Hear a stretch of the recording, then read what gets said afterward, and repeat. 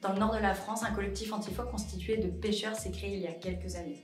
Son objectif, obtenir l'autorisation de tirer sur les phoques.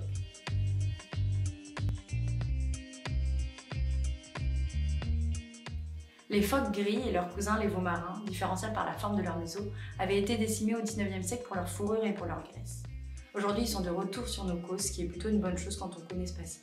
Le collectif du nord de la France milite pour que les phoques soient retirés de la liste des espèces protégées. Son argumentaire, ils mangent trop de poissons.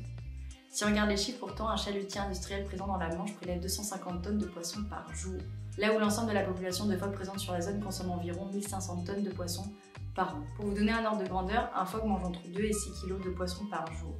Autrement dit, un navire usine prélève autant de poissons que l'équivalent de 62 500 phoques en une journée.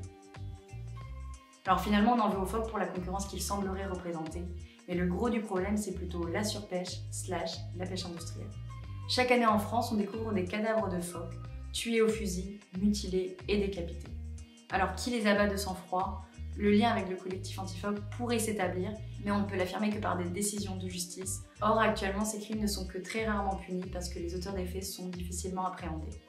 Alors tout ça pose la question de la place qu'on accorde à la nature, à la biodiversité et quel rapport de force on lui impose. Parce que ce qu'il faut bien comprendre, c'est que les phoques, au même titre que les requins et que les dauphins, font partie intégrante de l'écosystème marin. Ce sont des prédateurs naturels qui ont toute leur place sur nos côtes, qui contribuent à l'équilibre de l'écosystème et qui régulent eux-mêmes. Et justement, s'il y a autant de phoques dans le nord de la France, c'est que l'écosystème local peut se le permettre.